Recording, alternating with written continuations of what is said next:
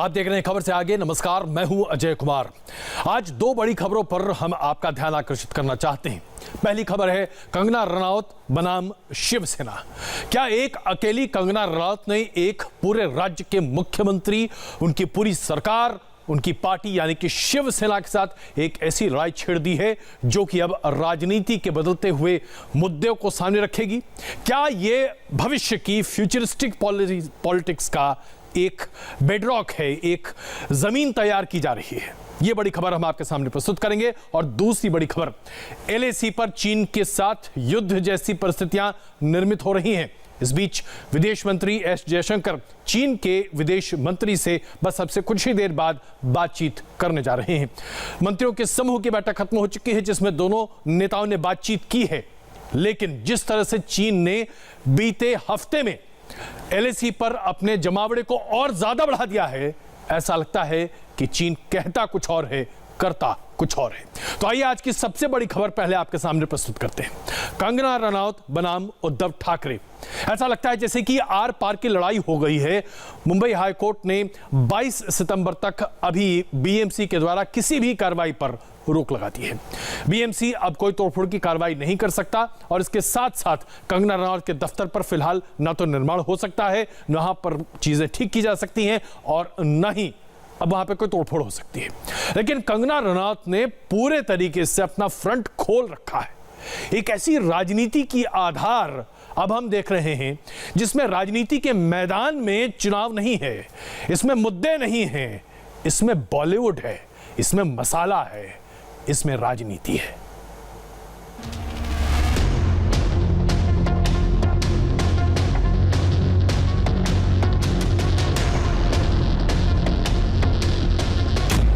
Kangana versus Uddhav Thackeray, Kangana versus Maharashtra सरकार, Kangana versus Shiv Sena. Politics full on है। कंगना के खिलाफ बीएमसी के एक्शन पर लोगों का फुल अटेंशन है। एक तरफ सत्ता की ताकत है तो दूसरी तरफ कंगना का तीवर, जिसका अंदाजा कंगना के ट्विटर पोस्ट से लग जाता है। तुम्हारे पिताजी के अच्छे कर्म तुम्हें दौलत तो दे सकते हैं, मगर सम्मान तुम्हें खुद कमाना पड़ता है। मेरा मुंह बंद करोगे मगर मेरी आवाज मेरे बाद 100 फिर लाखों में गूंजेंगी। कितने मुंह बंद करोगे, कितनी आवाजें दबाओगे, कब तक सच्चाई से भागोगे? तुम कुछ नहीं हो, सिर्फ वंशवाद का एक नमूना हो। महाराष्ट्र के मुख्यमंत्री उद्धव ठाकरे पर कंगना फुल फायर है। कंगना रनौत, जिन्हें पहले शिवसेना के नेता ने धमकाया, बीएमसी ने एक्शन से डराया और अब कंगना के खिलाफ ताबड़तोड़ एफआईआर। मुंबई के विक्रोली में कंगना के खिलाफ पुलिस में एफआईआर दर्ज कराई गई है। इसके अलावा मुंबई के दिनडोशी में भी कंगना के खिलाफ शिकायत की गई है, लेकिन कंगना कहती हैं कि वो सत्ता का घमंड तोड़ेंगी। उद्धव ठाकरे, तुझे क्या लगता है कि तूने फिल्म माफिया के साथ मिलकर मेरा घर तोड़ के मुझसे बहुत बड़ा बदला लिया है? आज मेरा घर टूटा है, कल तेरा घमंड टूटेगा। ये वक्त का पहिया है। जो कहानी कंगना रनौत बनाम शिवसेना वाले संजय राउत की थी, बीएमसी के बुलडोजर वाले एक्शन के बाद लड़ाई आर पार की हो गई है। ना कंगना झुकने को तैयार हैं और ना ही शिवसेना पीछे हटने को तैयार है। शिवसेना के मुखपत्र सामना के फ्रंट पेज पर कंगना के दफ्तर पर हुए एक्शन को लेकर आर्टिकल छपा गया है, जिसमें बोल्ड लेटर्स में लिखा गया है, उखाड़ लिया। दरअसल कंगना ने शिवसेना की तरफ निशाना साधते हुए 4 सितंबर को एक ट्वीट किया था, जिसमें उन्होंने लिखा था, उखाड़ सको तो उखाड़ लो। संजय राउत सामना के एसोसिएट एडिटर हैं, उन पर शिवसेना के मुखपत्र की संपादकीय जिम्मेदारी है, लेकिन उसी संजय राउत ने अब पूरे मामले से पल्ला झाड़ लिया है। जो हुआ उसे बीएमसी का एक्शन बता रहे हैं। देखिए, हमारे लिए अब वो शिवसेना का विषय नहीं है, वो बीएमसी का विषय है। आप बोलेंगे अब बीएमसी में शिवसेना की सत्ता है, वहाँ एक लीगल डिपार्टमेंट है। कंगना फुल एक्शन में है। जहां कल बीएमसी का बुलडोजर चला था, वहां आज कंगना अपने दफ्तर का मुआयना करने पहुंची। बॉम्बे हाई कोर्ट में बीएमसी की कार्रवाई के खिलाफ कंगना रनौत की तरफ से दाखिल याचिका पर सुनवाई 22 सितंबर तक टल गई है, लेकिन कंगना वर्सेस ठाकरे स्टोरी का क्लाइमैक्स अभी बाकी है। क्लाइमैक्स अभी इसलिए बाकी है क्योंकि इस पूरे मामले पर अब बॉलीवुड की जमीन पर राजनीति हो रही है। कंगना रनौत के दफ्तर पर बुलडोजर चले बीएमसी के, तो भारतीय जनता पार्टी ने इस पूरे मामले को लपक लिया। कंगना के समर्थन में उसके बाद अब तमाम तरह से लोग सामने आ गए हैं। हिमाचल प्रदेश के मुख्यमंत्री सीधे तौर पर कंगना के साथ खड़े हो गए हैं। बिहार में भारतीय जनता पार्टी के नेता और जेडीयू के नेता कंगना रनौत के साथ खड़े होकर शिवसेना और बीएमसी पर निशाना साध रहे हैं। भारतीय जनता पार्टी के कई नेता शिवसेना को सोनिया सेना की उपाधि दे रहे हैं। पटना में उद्धव ठाकरे के पुतले जलाए जा रहे हैं। शिमला में बड़े पैमाने पर रैलियां निकाली जा रही हैं, सड़कों पर मार्च हो रहा है और ऐसा लगता है जैसे कि पूरी की पूरी भारतीय जनता पार्टी आज कंगना रनौत के साथ, कंगना रनौत के पीछे खड़ी है। हिमाचल के मुख्यमंत्री जयराम ठाकुर ने इंडिया टीवी से बातचीत भी की। उन्होंने कहा कि कंगना रनौत हिमाचल की बेटी हैं, हम सब उनके पीछे खड़े हैं। कंगना के समर्थन में महाराष्ट्र के पूर्व मुख्यमंत्री देवेंद्र फडणवीस सहित पूरी महाराष्ट्र की भारतीय जनता पार्टी आकर खड़ी हो गई है। बिहार में जैसा कि हमने आपको बताया, चुनाव वहां पर सर पर है और ऐसे में चुनावी मुद्दा बन रहा है कंगना रनौत के ऊपर किया गया ये हमला भी। कुल मिलाकर देखा जाए तो शिवसेना के बहाने जिस तरह से कांग्रेस को अब घेरने की कोशिश की जा रही है और भारतीय जनता पार्टी से बड़ी ही खूबसूरत अंदाज में कर रही है, ऐसा लगता है जैसे कि राजनीति की बिसात में एक नई चाल चली जा रही है और इस चाल में सबसे ज्यादा खामियाजा बॉलीवुड का है। दूसरी तरफ अगर आप अगड़ी सेना की बात करें, जहां की महाराष्ट्र की सरकार है, यहां पर इस तीन पार्टियों के बीच में जबरदस्त मतभेद दिखाई दे रहा है। शिवसेना को नसीहत दी जा रही है एनसीपी के प्रमुख शरद पवार के द्वारा और कांग्रेस पार्टी के शीर्ष नेतृत्व के द्वारा, कंगना रनौत के मुद्दे पर ज्यादा ध्यान मत दीजिए, इससे मत उखाड़िए, वरना ये आपकी सत्ता पर एक काला धब्बा बन जाएगा। कुल मिलाकर देखा जाए तो भारतीय जनता पार्टी ने इस पूरे मामले पर जो राजनीति की है, उसने यह साबित कर दिया है कि हिंदुस्तान में अब एक नई राजनीति की शुरुआत हो रही है। यह राजनीति मुद्दों पर होगी या नहीं, यह कहना फिलहाल मुश्किल है, लेकिन यह राजनीति भावनाओं पर जरूर होगी। आज भावनाएं कंगना रनौत के साथ हैं, क्योंकि कंगना रनौत ने अपने आप को एक देश प्रेमी के तौर पर प्रस्तुत कर दिया है और ऐसे में भारतीय जनता पार्टी उनके साथ खड़े होकर एक नई राजनीतिक पारी की शुरुआत कर रही है।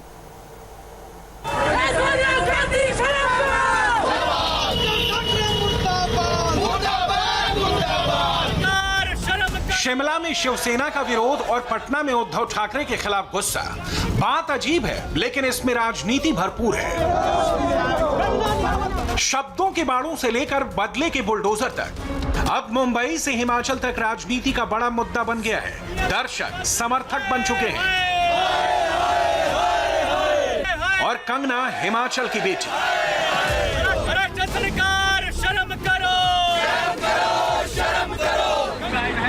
कंगना पर हुई बदले की कार्रवाई ने राजनीति की दिशा और दशा दोनों को बदल दिया है, क्योंकि ये नए जमाने की राजनीति है जिसमें जनता के मुद्दे पीछे और बॉलीवुड का तड़का आगे हो गया है। इसलिए सियासी पार्टियां अपने अपने स्तर पर इस मुद्दे का इस्तेमाल कर रही हैं। कंगना के समर्थन में आज हिमाचल प्रदेश के मुख्यमंत्री जयराम ठाकुर खुलकर सामने आए और शिवसेना की आलोचना की। हम कभी कल्पना भी नहीं कर सकते थे कि एक जिम्मेदार सरकार जो है प्रदेश की इस प्रकार का व्यवहार एक व्यक्ति के साथ कर सकती है, और वो खास तौर से वो भी महिला के साथ। ऐसी कोई कल्पना नहीं कर सकता था पूरे देश भर में, और इसीलिए पूरे देश भर से जो समर्थन आज की तारीख में जिस रूप में कंगना के पक्ष में आया है देखने को मिल रहा है, तो उसमें जन भावनाएं हैं जुड़ी हुई कि ये अनावश्यक है और सरकार इस हद तक जा सकती है और जो कल्पना नहीं की जा सकती है। हिमाचल में मुख्यमंत्री ने शिवसेना के खिलाफ मोर्चा संभाला हुआ है, तो महाराष्ट्र में पूर्व मुख्यमंत्री देवेंद्र फडणवीस भी कंगना के साथ खड़े हैं। मुंबई में चले बदले के बुलडोजर ने हिमाचल से लेकर बिहार तक के लोगों के मन में गहरी चोट पहुंचाई है। अब कंगना के साथ हुई नाइंसाफी भी बिहार की सियासत में राजनीति का बड़ा मुद्दा बनता हुआ दिखाई दे रही है। पटना की सड़कों पर लोगों ने उद्धव ठाकरे का पुतला जलाया और शिवसेना के खिलाफ विरोध प्रदर्शन किया।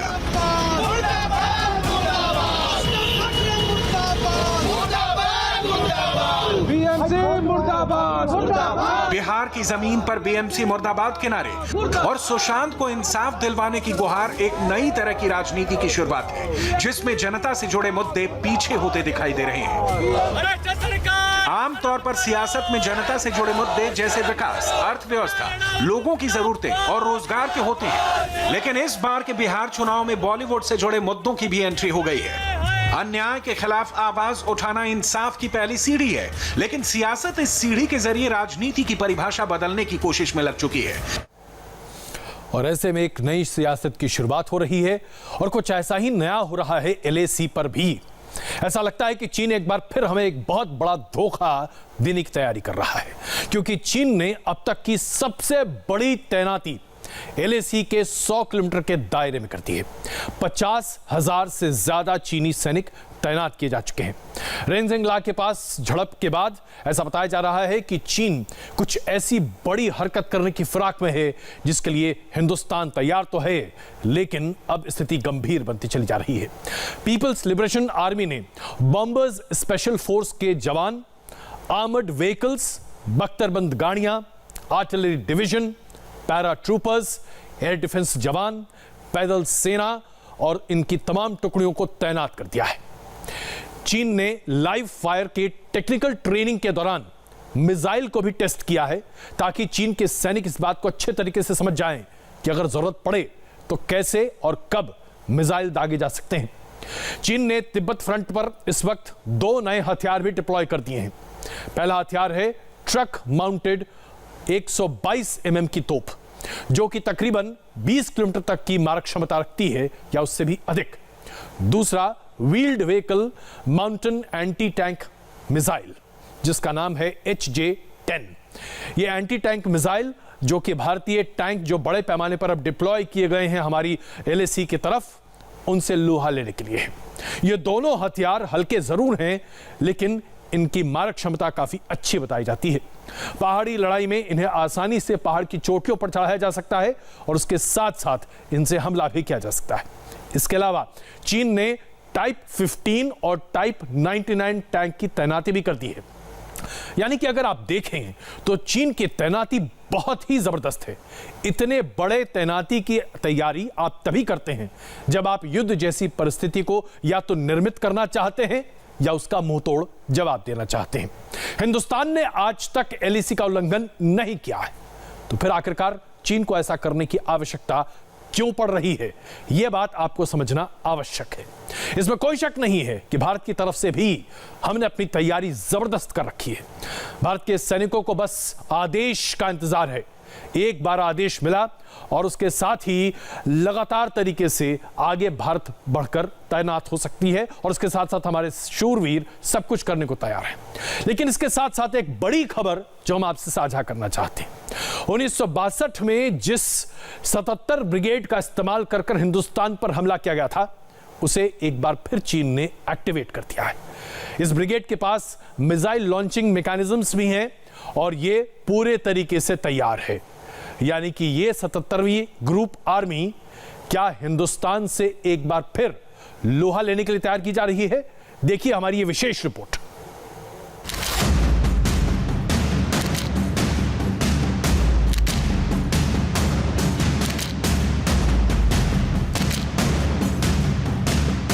चीन से आई इन तस्वीरों को देखिए। ये तस्वीरें साक्षात प्रमाण हैं कैसे चीन की सेना भारत के खिलाफ जंग की तैयारी में लगी है।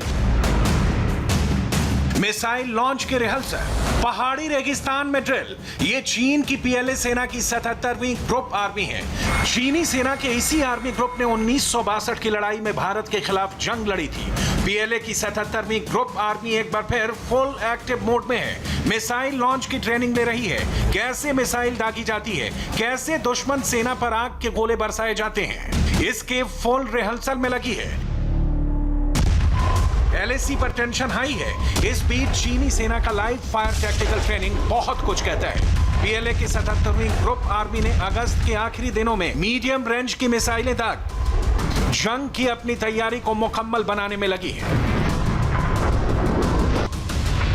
मिसाइल का नाम है HQ-16, पूरा नाम है हॉन्की 16। HQ-16 मिसाइल मीडियम रेंज की मिसाइल है। इसकी रेंज 40 से 70 किलोमीटर होती है। ये क्रूज मिसाइल, फाइटर जेट्स, छोटी या कम दूरी की बैलिस्टिक मिसाइलों पर अटैक कर सकती हैं। ये मिसाइलें एयर डिफेंस सिस्टम में तैनात की जाती हैं।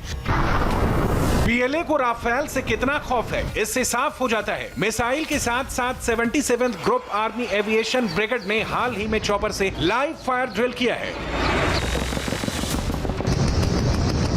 77वीं ग्रुप आर्मी पीएलए के वेस्टर्न थिएटर कमांड में आती है। यह बटालियन हिमालय के आसपास ही तैनात है।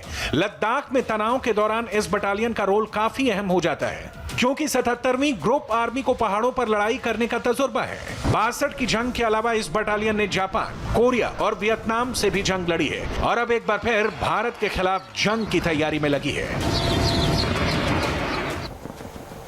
चीन की तैयारी हमने आपके सामने रख दी, लेकिन हम आपको ये बताना चाहते हैं ये चीन का दोमुहापन है। कैसे दोमुहापन है चीन का?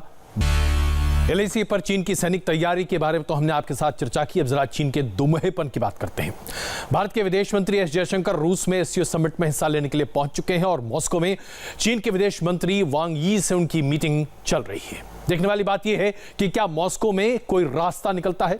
जयशंकर और वांग की मुलाकात पर पूरी दुनिया की निगाहें टिकी हैं, लेकिन आज की तारीख में चीन पर क्या भरोसा किया जा सकता है? एक तरफ एलएसी पर चीन अपनी फौज लगातार बढ़ाता चला जा रहा है। बीते एक हफ्ते में उसने इसे और बढ़ा दिया है, जंग की तैयारियां कर रहा है, और दूसरी तरफ रूस में टेबल पर बैठकर बातचीत करने की बात करता है। ऐसा प्रतीत होता है जैसे कि चीन के विदेश मंत्रालय और चीन के रक्षा मंत्रालय में कोई समन्वय है ही नहीं, कोई तालमेल है ही नहीं। अगर आप एक तरफ फौज बढ़ा रहे हैं तो दूसरी तरफ टेबल पर बैठकर नरमी की बात कैसे हो सकती है? नरमी की बात तो तभी हो सकती है जब आप अपने फौज को घटाना शुरू करते हैं।